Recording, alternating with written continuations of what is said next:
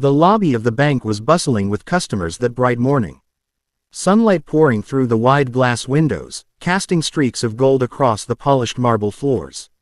Men and women in business attire tapped impatiently on their phones, shuffling papers, and glancing at the wall clock as they waited for their turn.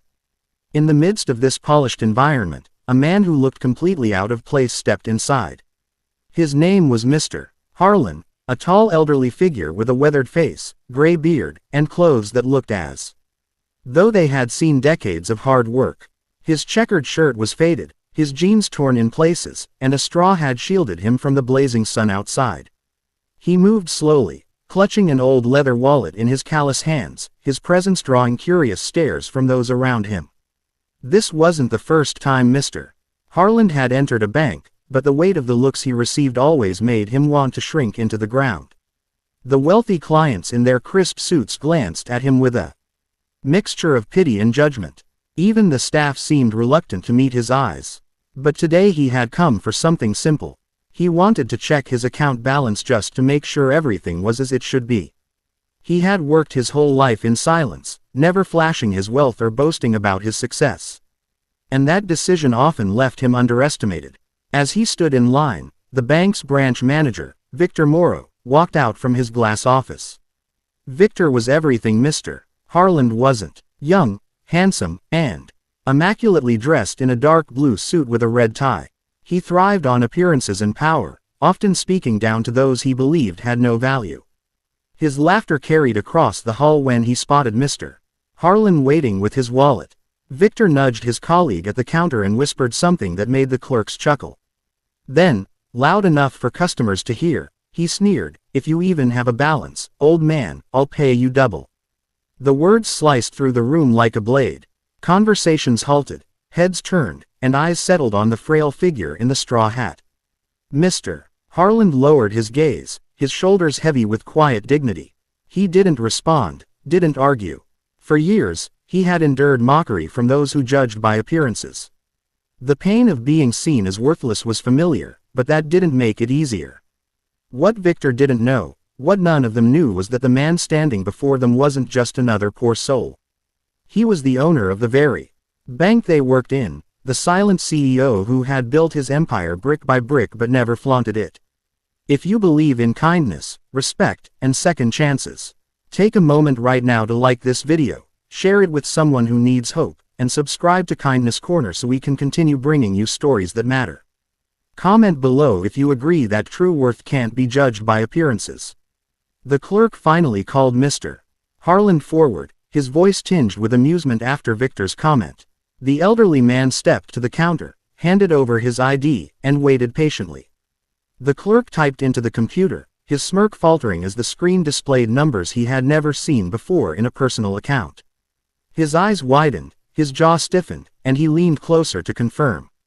Zeros filled the screen, a fortune that could purchase the entire building many times over. His hands trembled slightly as he whispered, "Sir, your account," before stopping himself, realizing Victor was watching. Victor, sensing something was off, strutted forward with a laugh. "Come now, don't tell me he actually has something in there." But when the clerk hesitated, Victor snatched the paper being printed and froze mid-laugh. His face palled as he read the balance, his arrogance evaporating like mist under the sun. His hands shook as he realized that this man he mocked was not only wealthy, but the very person whose approval determined his career. The bank fell silent. Customers leaned forward, whispering to one another, while staff exchanged nervous glances. Mr. Harlan, still calm and quiet, retrieved the paper slip, folded it, and slid it into his wallet. His voice was steady, carrying a power that came not from loudness, but from truth. He looked at Victor and said, "The real balance we carry isn't in a bank account, but in how we treat others." With that, he turned to leave, his slow steps echoing like thunder in the hush of the room. Victor's chest tightened, his face burned with shame, and suddenly, every polished surface around him felt like a mirror reflecting his cruelty. The laughter he had once cherished as power now rang in his ears as disgrace.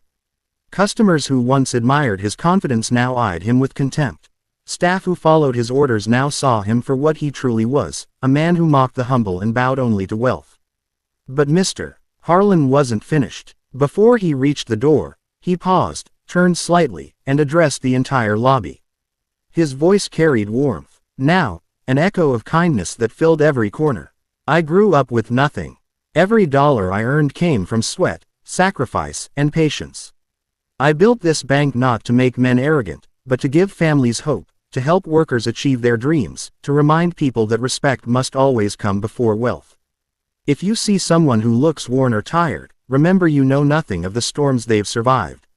Treat them with the dignity you'd want for yourself. The room was still. Even the ticking of the wall clock seemed to pause as though the universe was listening. Tears glistened in the eyes of a young mother in line. An older man in the corner nodded slowly, pressing his hand to his chest. For a moment, it felt as though the world had shifted, as if every person in that bank had been forced to look inward.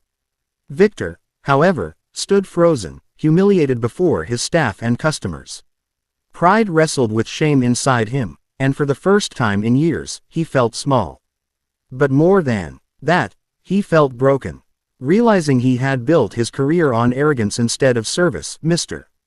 Harlan left the building without another word, his quiet figure stepping into the sunlight, leaving a silence behind him that felt heavier than any reprimand. That afternoon, whispers spread like wildfire. By the evening, news of the event had reached the top of the corporate tower, and within days, Victor was called into a meeting with the board. Sitting at the head of the table was Mr. Harlan, no longer in his straw hat, but in a simple suit that still carried his humility. He looked at Victor, not with anger, but with disappointment, and said, "Leadership isn't measured by how loudly you speak, but by how kindly you treat the smallest voice in the room."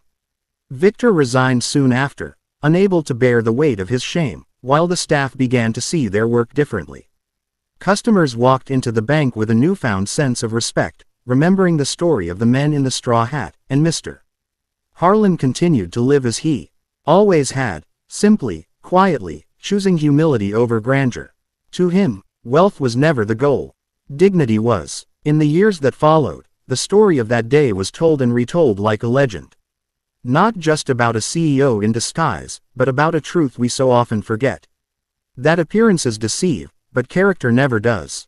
And somewhere in a sunlit lobby filled with strangers, an old man had reminded the world what true wealth really means. If this story touched your heart, please take a moment to like, comment, and share this video with others. Don't forget to subscribe to Kindness Corner for more stories that remind us of the power of kindness and respect.